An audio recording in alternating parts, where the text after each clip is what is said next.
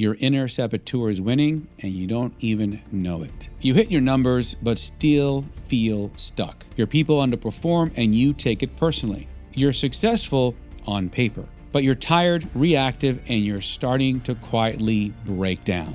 Why am I protecting myself? Focus on why I can't move forward, or why I'm protecting. Why am I going forward? Why am I getting emotional? Why am I overthinking this? Why am I getting too sensitive? Or why am I closing down? Why am I feeling that I'm not good enough? Why do at this moment that I just don't know what to do and I'm just going to sit here and do something that's more fun? Dr. Phill Agrios knows because he's lived it. After losing his practice, his marriage, and nearly his own sense of worth, Dr. Phill uncovered a 6-step blueprint from nature, a protective trait we're all born with, one that explains burnout, sabotage, and even imposter syndrome. In this conversation, we unpack the T-Now method, why your failures are just biological alarms, and how to flip your inner saboteur into your superpower with a simple antidote that, according to Dr. Phill, has never once failed. But the real question is, will you see it before it breaks you? That is what we will cover, discover, and use in today's episode. I want your audience to write this sentence down. When you get into a challenge or a major problem, the first thing you should do is say, at this moment in time, why am I protecting myself? At this moment in time, why am I protecting myself? Why am I not following through and doing what I got to do and make those calls? Why am I arguing with my spouse or screaming and yelling at my children? Why at this moment that I shut down and I'm not dealing things and I just hold things in until the pressure cooker kicks? Why now do I feel that I have to now give and lessen my product and give something for free and all these other things? All these things is your saboteur kicking in to protect you. But imagine at that moment going, why am I protecting myself? By using it and using what we call the antidote, the exact opposite, you instantly move into growth. If I can give you an example, Sure. an analogy. You ever see the domino masters? Excuse me. They set this whole elaborate. Yeah, there was a thing up, TV right? show of that. I used to love it Exactly. because it had all these things going on. It was pretty amazing. Absolutely. So what do? They push this one domino and it goes right. Right. And let's say the last thing that releases are balloons. Well, what's the last thing you say? The balloons. The balloons. Yeah, that's the last thing. Right. The balloons are your imposter syndrome, your procrastination, you over talking, you're overthinking, you're being overly sensitive, you can't do this, your anxiety, everything that you see and feel last. So what do? You take your coping methods and put them where? You put them on the balloons. On the balloons, yeah. Not the one domino. So what's easier? Oh. Hold down all the balloons and stop pushing the damn domino. That domino is your inborn sabotaging trait that creates every negative emotion that you experience. So when you push that domino that way, it goes down the road of desperation and frustration. But when you switch over the exact opposite and push it the other way, you then go into growth, motivation, and inspiration. And that's the antidote. The saboteur and the antidote are the exact opposite to each other. So can you see the front part of my hand? Yes. Can you see the back part of my hand? No. No. If I flip it, can you see the back part? Right, yeah. Can you see the front? No. So this is your saboteur, the front part of my hand. It's fear, it's worry, it's concern, it's over talking, it's doing everything you need to do to survive and to protect yourself. But when I just switch it, that's the antidote. That's trust. That's faith in yourself. That's expressing yourself. That's valuing you. It's appreciating yourself, gratitude, or whatever you need.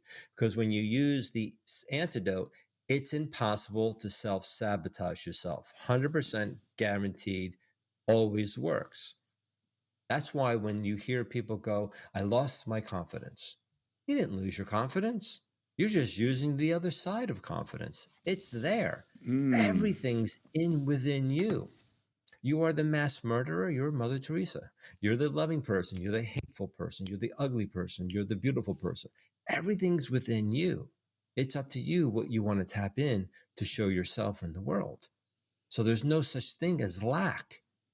Lack is there based on how you're projecting that. If you're in that fear that I feel lack and I'm not enough, the lack of money has to be there to reinforce what you're vibrating. It's law. But when you shift, when you understand the antidote and start shifting, right, then the outside world changes, because everything on the outside is you. The person you can't stand is a part of you can't stand. They're right. showing up to show you. That person represents the thousands of other people that did you wrong. You're protecting yourself from them, but they're showing you you're doing the same thing to yourself. And when you deal with that part, just like that gentleman we just talked to earlier, when he starts to value himself and realize he's the one that are causing showing up of people that are saying no, or I don't have enough money and all this stuff, compared to shifting, two things happen. That person they can't stand leaves or changes to be part of the world. We see this every time over and over again. So different experiences, people, and events have to show up to reinforce the new you. It's law. So it's so compelling and interesting. I want to go back to the domino scenario, because when I used to watch that Mhm. show, there's no, you hit the one domino, but as things go, you can feel that emotion and that anxiety and expectation that everything works. And to your point, then when it finally hits the last thing and the big reveal happens, everyone's all excited. So no wonder you get focused on that end thing, and your brain, your limbic brain, who's in that fight, flight, or freeze mode, Mhm. is reacting to the big thing. And I think what you said was so important. None of that would have happened without the first domino. And we Yes. don't focus on the event because it could be very small, very minor, and it just keeps compounding itself. And if we go back to, if you are not making money, or you're afraid of not making money, or whatever it may be, well, what was the domino that triggered your inability to do so? Because as you're saying, we all have the capacity to do those things, right? Whether lack of confidence, going on stage and you lose your confidence. Well, what was the domino that triggered the fact that you no longer have confidence on stage, right? There's something in Mhm. your brain. Most people are afraid to speak in public. Mhm. And well, why? Where does that It comes innate down to the fear one come from? trait. Right. What is that We've one worked with trait? people who are speakers. It's that one Right. saboteur that is Exactly. causing it. Absolutely. 100% always there. No one's ever proven us wrong. So this is fascinating, and what I want to go back, because you mentioned you've done this for 30 years, and no one speaks as eloquently or as in depth unless they have lived through something, right? There's that academic knowledge, right? Mhm. But then there is that personal experience knowledge. Mhm. So I'd like to go back to sort of what it was, the WTF moment that obviously sounds like changed your life and it created this journey of where you are today. Take me back 30 years. Why did you go down this journey, and then how did you discover this? Because there's some personal experience here. Good question. If I had an answer, no, I'm kidding. So, um, one of the WTFs that I had, that I do remember, because it's been 30 years, Yeah. was that I remember getting up one day, in the middle of the night. It was pitch dark, and I was awake. It's like, you ever have like someone infuse five Red Bulls in you, right? And you can clean your house twice in an Yeah. hour, right? So I'm like, oh, I'm up. So I go, excuse me. So I go down into my little cubby there in my office, and I was looking for something. I was working, and I found my old um, goals from 5 years prior. And I was all excited. I'm like, oh man, I can't wait to see what I did. I looked at this one and this one and this one. I got down to the last one. I went, I didn't achieve any one of them. And I said, what the hell's wrong with you? And I just felt there like this deflatedness of like, you idiot, like, my God, you're such a loser. And something about silence and darkness Yeah. that comes in, and something came to said to me, you're not being taught something. And I was like, oh, that's an interesting thought. And I just went about my business, and then things started to happen. And people then started to come into my life. And um, I went through a lot, right? So I had discovered a 6-step blueprint, and the blueprint was the 6 steps that nature uses to come back from her storms. And those 6 steps are the 6 steps that we use to solve any business or personal problems. All And right. that's So how, when I now you took, got me going. What are the 6 steps? yeah, well, I don't want to go deep into No, that from that because nature uses. What are the 6 steps that nature uses? I don't want to go there because it has to be explained much longer Okay. than what we're doing. But the key was, when I took the 6 steps and I took the opposite steps and put them together, it created the 3 basic principles of the universe: the director, the supplier, and the communicator. And I realized that that's the only thing that the universe uses, from creating planets and galaxies to the atoms. They all govern these. They all follow these principles. I had to teach myself quantum physics and all this other stuff, and then I realized that the principles are within us. And I just turned it into traits and realized that everything is made up of just these 3 things over and over and over again. Okay.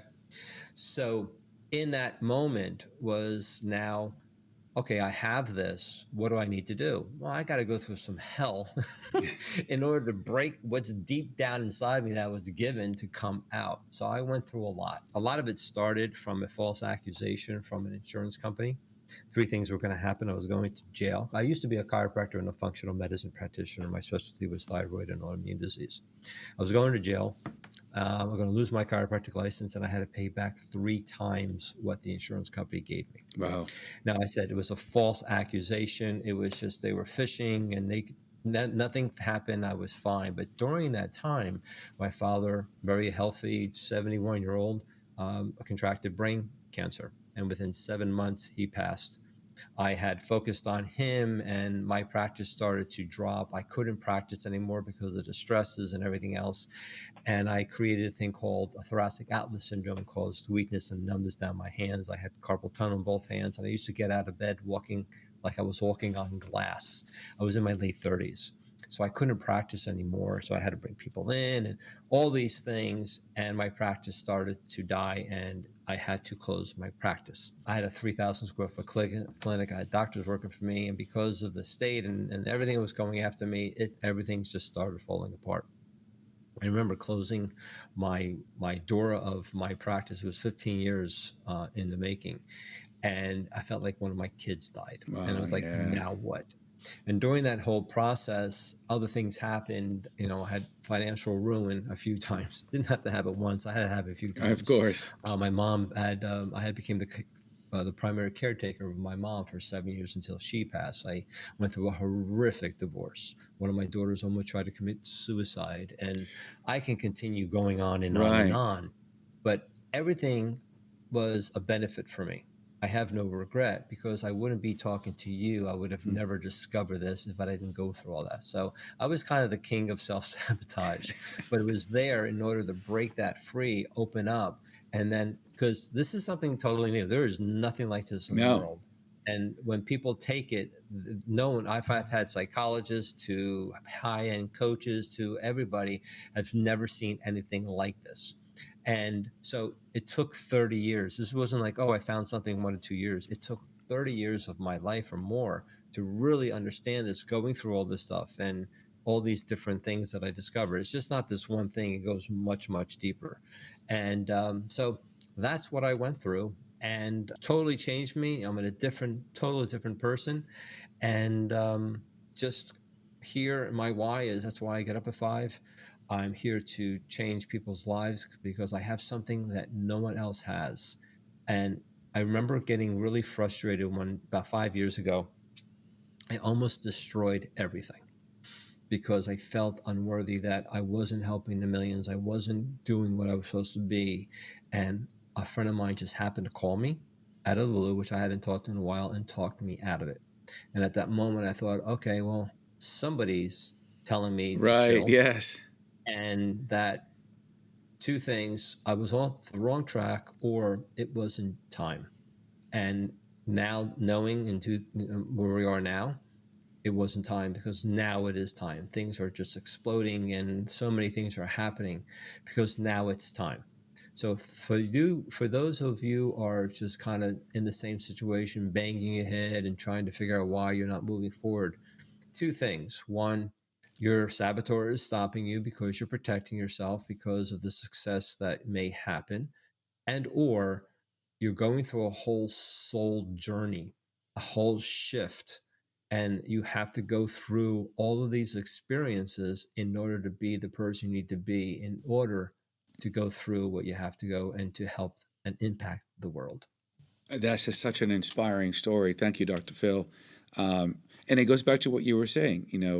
We are protecting ourselves, but those things are there to evolve us, and that takes time, right?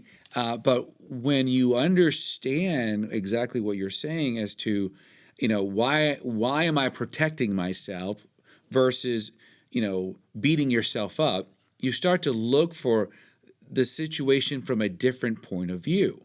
Why is this causing me to focus on the balloons and not the first domino?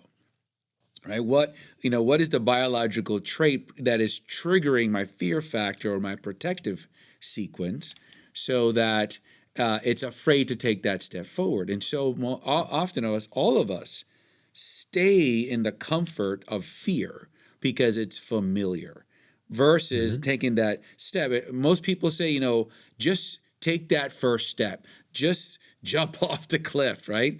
And it takes a lot of courage to do that. And what I really like about what you're doing, it gives us a framework. It gives us an understanding as to why we do the things that we do. Being prior military and working with PTSD, sometimes it's the unknown that causes us to be in that cycle of pain, of consistency, because we don't know where it's coming from or even how to solve it. And you're providing at least clarity and insight as to one thing that you've told me as I'm working with you is that don't use PTSD as a crutch, right? How do you use that as your advantage, right? What are the things that are preventing you because you're using that as the reason why you can't do other things? But it could actually be the tool that you need to evolve. And to me, Right. that transformed my entire mindset. And that's really what we're talking about here. It's how do we change our perspective of our current situation? And I love the analogy about the hand because we're too busy when we're doing every day, we're only looking at the back of our hand. We're not really seeing the front of it, right? There's an opposite. There's another phrase that you have helped us and helps me a lot that when certain things happen that are negative, that we're comfortable with, you talk about that no longer serves me. Can you dig a little bit deeper so our audience at least has a few things that they can walk away with that if they recognize I am doing those things, here's a way that you can course correct it and fix the first domino, not the balloons. Absolutely. So, one of the things you need to realize, two things. Those of you who think that you're here on earth for everything to go well for you don't know why you're here. You're not here for things to go well. You're here for the adversity, the contrast. That's how you evolve. Evolving and dissolving happen at the exact same time. When you evolve, you have to dissolve. And when you dissolve, you evolve. When things are falling apart, they're also falling together. If you are the world and the northern hemisphere during winter is cold, well, the other side is warm. Both are there, right? So you have everything that happens at the same time. It depends on where you want to look at, what side of the coin do you want to see. So in that case, when an adversity comes to you, the first thing we do is like See, or you may go, I've been praying all this time and this happens to me. Or I've been told to meditate. I was doing this and this happens to me. I can't believe my luck. This just always happens to me. Right. I remember Jim Rowe once said, yeah, that's things always happen to people like you. And I always remember that line. But the reason is you're praying for something, or you're meditating, or you really want something, and all of a sudden something comes to you and you're looking at it as a negative or a positive, Right. or it just is. The universe doesn't speak your language. It doesn't speak Japanese, Spanish, English. It speaks experience. That is So so that good. situation is trying to tell you something. So I used to use a phrase when I was going through hard times. I wonder what gift I'm getting. I wonder what gift I'm getting. Wow, I can't wait for this gift to come, right? And then realized a few decades later, I already got the gift. It wasn't waiting for the gift. The gift came to me through that experience. I had to find the way of how to benefit from that gift. See what I'm saying? Again, Yeah. it wasn't coming outside of me. It came from within me, because life doesn't happen to you, it happens from you, through you, and for you. Okay. So at that moment, when that situation comes, we've had people, when they start utilizing the antidote, I tell them two things are going to happen. Things are going to start going well, or some crap's going to happen. Let's say you had a bad relationship and you start to date again. And I said, two things are going to happen. You may find the person you love, that may be happening, or you're going to go start attracting the same people, because that's what your amygdala, your primary brain, is saying you're comfortable with. So if that person comes in and they're your old ex, you don't go, see, I should have never started dating. You go, wow, thank you. Thank you for the opportunity to go back to the old me. When you acknowledge and thank, you then take control. Thank you, but you no longer serve me. This serves me. So by being grateful for the experience, right? How many times when you were a kid, your parents did something and you thought they were horrific people, but later on you realized they were right. Right. They were right and they were giving you a gift, right? So at that moment, thank you so much. Acknowledge it. I appreciate it, but you no longer serve me. This serves me. And then your brain goes, well, that was a fluke. You love being this way. And the universe is going, I don't know. Well, let's throw somebody else in again. See, possibility. Then you say, thank you. No, thank you. This serves me. And I'm going to disconnect here. When you do that, then your brain's going, oh, maybe maybe you are really changing. Maybe Right. this is really comfortable.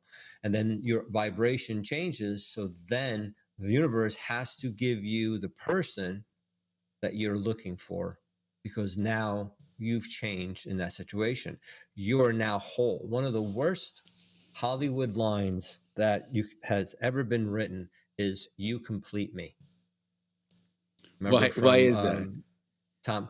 Because when you have somebody complete you, now you're dependent upon them for that I see. fulfillment.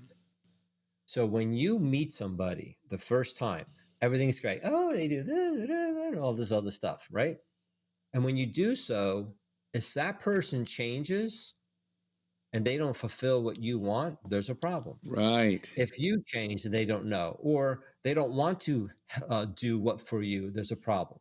So what happens is, by you coming in fulfilled and this person coming in fulfilled, when they come, they act as a catalyst to increase their lives.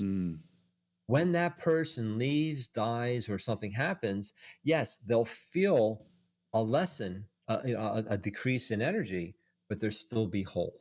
Got it. I don't think we ever think about in that manner, and that's why I wanted to bring it up. There's another thing that you say as a what's the fix. So, Dr. Phill, you have worked with so many different types of individuals in different fields. How does what you teach and train and what you just explained, how would that translate in, say, a workforce, a manager, a leader? How does this benefit them? Because relationships are common. We can kind of do that, but most of us spend so much time in the work environment. How can we utilize this to improve the work environment? Great question. And that's the leadership role, right? We know managers that have that insecurity where now they're yelling at the person, they threaten them and things like that. And then you have the managers that go, well, do whatever you want and leave me alone, right? And again, they're just protecting themselves at that moment in time. Okay. That's what they were taught of how they can just get through the day, right? Right. And keep their jobs. No judgment, it just is, right? Imagine being a manager, CEO, or whatever, in charge of people. So let me give you an example. I had a VP of sales. She had a gentleman that was not selling. And we were helping her to not only with herself, but we were also helping her to understand him. And I said, okay, let's find out his sequence. And she didn't do it, and she was kind of, again, protecting herself, whatever the case may be, didn't want to go through it. And then finally, after 2 months of him not really doing what he's supposed to do, she finally said, okay, let's find his sequence. And by just asking her a few questions, I ascertained his sequence. And I said, this is what you need to do. You need to do this, this, and this. And two things are going to come out of this. Number one, he's going to start increasing sales within the first to second week, no doubt in my mind, because we see it over and over again, or he's just not right for this job. She comes back and goes, we let him go. He just wasn't right for the job. And it gave her peace that she was able to let him go, because I told her that by letting him go, she gives them the opportunity to find something that's right for him instead of keeping him in that job. Because now it's a benefit from firing somebody or letting them go, right? When you can find the benefit for that person as well as yourself, then you can let that person and not feel so guilty doing so. Right.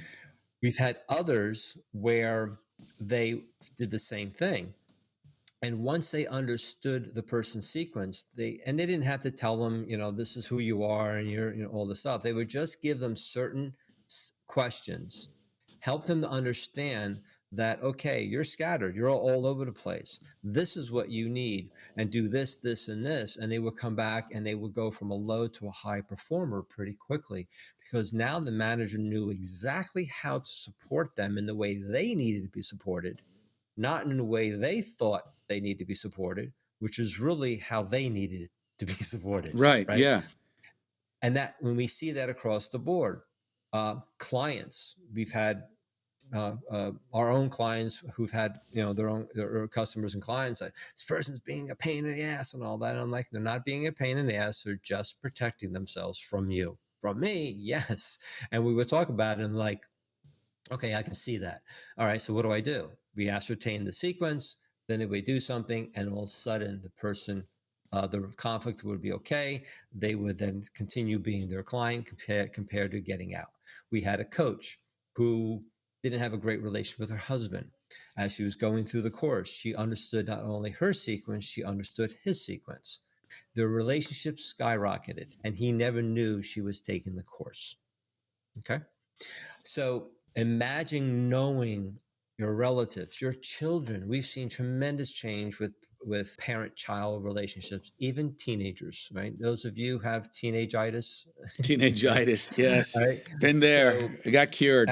imagine knowing that. I mean, I have 4 bonus children, 2 children, 7 grandchildren. So Wow. I've gone through this whole process to help them to understand their conflicts and what was going on with them through knowing their sequence and for them to know it. So imagine knowing that. Now, let's go a little deeper. Your own business, whether it's your business or the business you work for, also has a protective sequence. So what happens is we teach companies, not only that manager or the C-suite, but their employees, how they're using their saboteur to the saboteur of the business. And that's enhancing it. And once everybody uses their own personal antidote to the antidote of the business, we've seen shifts in companies very quickly, because one of the things that we're doing is that we were focusing on the superpower of the business, Mm. because it was easier, not the saboteur of the business. Got So, it. for instance, a business that everybody's focusing on value and making sure the product was great, but their management stinks. They're Yes. disorganized, they can't do. And by focusing on that saboteur and how to do it specifically to that, then their value becomes better, they're more efficient, and now their value and their superpower even skyrockets even more because now it's more effective because now they're able to deal with the management side of it. And that's so important for everyone listening because we tend to always focus on either P&L sheets and numbers to define success and value. But one of the reasons why we exist as QDOT is that we always know the power of the people in the business. If you don't have the right people in the right seats and the right things led by the right management, everything else falters, right? So the ability that you have to determine not only from a skill set, but from that biological trait, are they still in the right place? That could really accelerate a lot of business. As part of the what's the fix, can you help audiences to say, okay, what questions did you ask and how did you determine that? Because I know without your training and everything else would make sense, but I want to give our audience some tools that here's some questions you could ask to at least identify the type of conversation or the type of person or the challenge they may be having that may be able to give them some clarity. Well, that's what we do in our program. We teach people what questions to ask and to understand the sequence, right?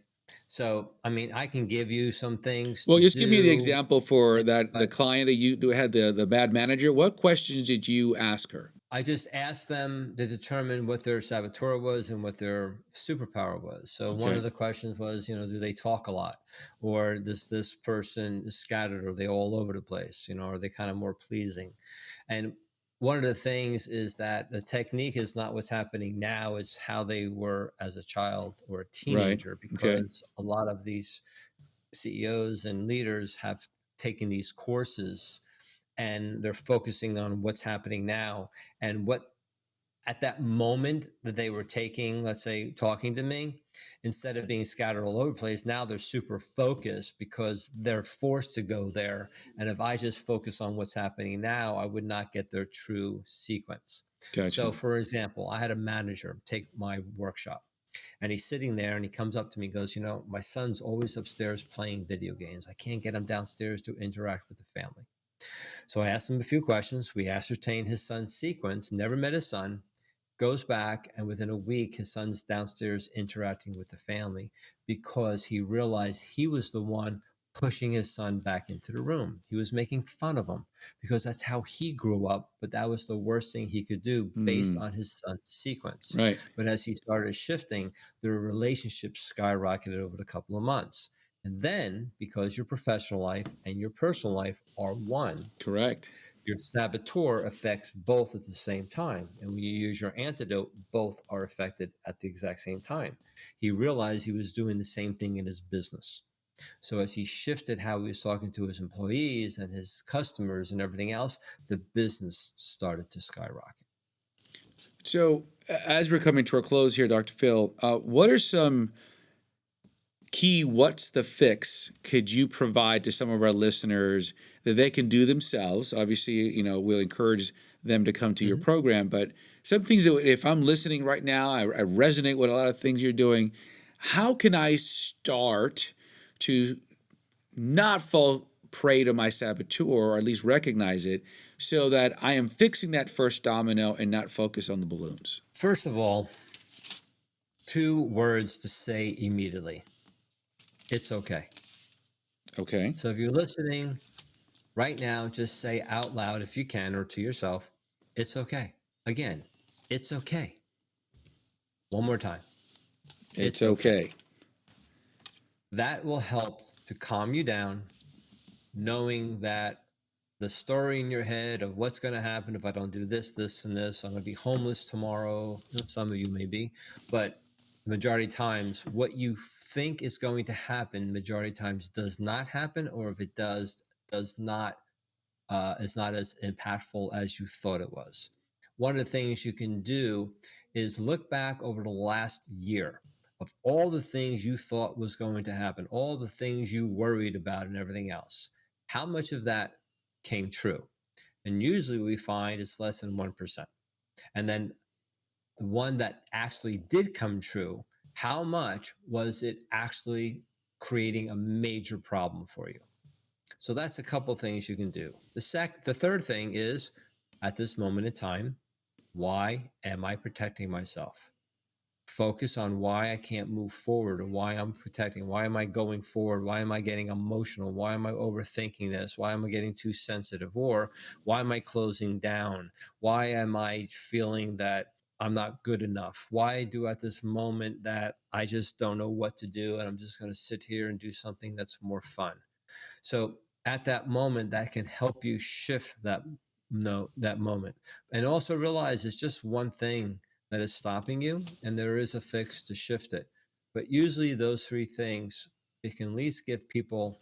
Oh, the number fourth thing is, in order to let go of any situation in the past, what was the benefit?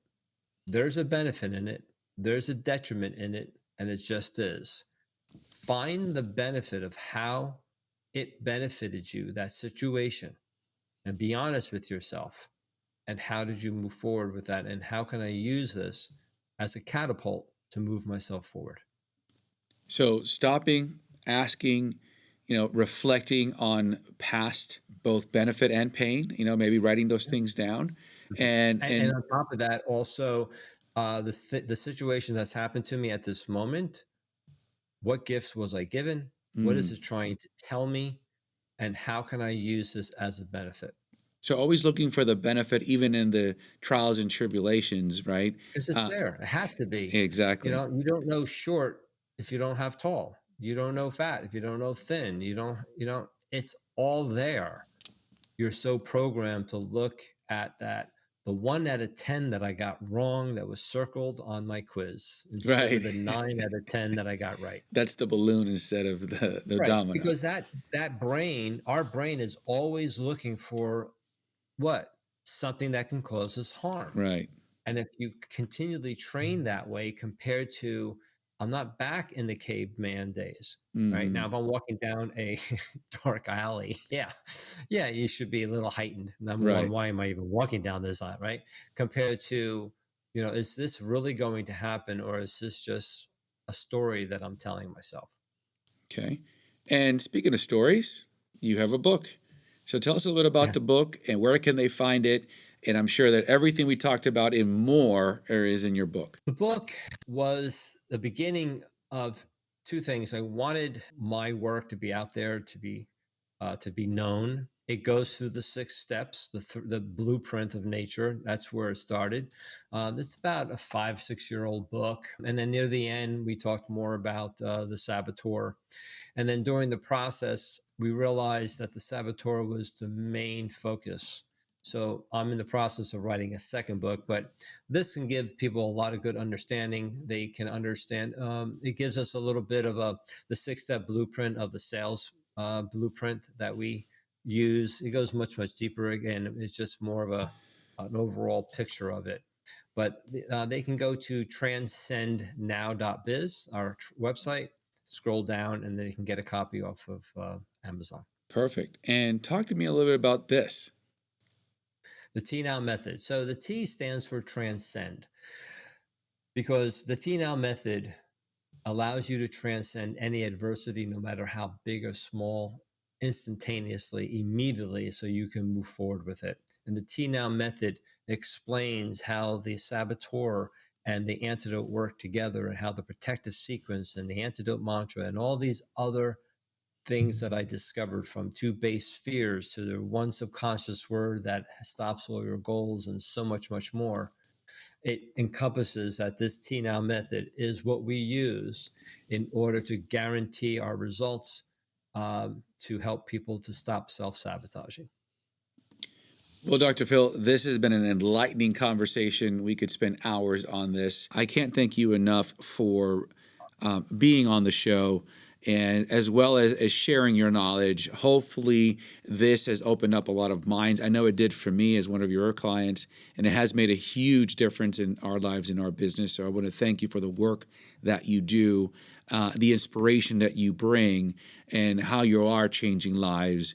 And for my audience, one of the things that Dr. Phill is so not only good at, but because he's so confident in his program, he's one of the few people other than ourselves that offers a 100% money back, because it always works, and I am one of those individuals that it has worked for. So that takes a lot of confidence that not only do you have the antidote to the problems, but you're confident that it works. So Dr. Phill, we do have a certain way that we end this particular show is that we ask the previous guest to leave a question for the new guest to answer. So here's your question. How do you see in your mind how your legacy will evolve and influence others? I mean, it's like appropriate for you. Yeah, what continues to why am I not retired? Right, like so many people looking like So why how, are you? how would you? How's your legacy going to supersede you? Yeah, absolutely. This to me is something that will be life changing.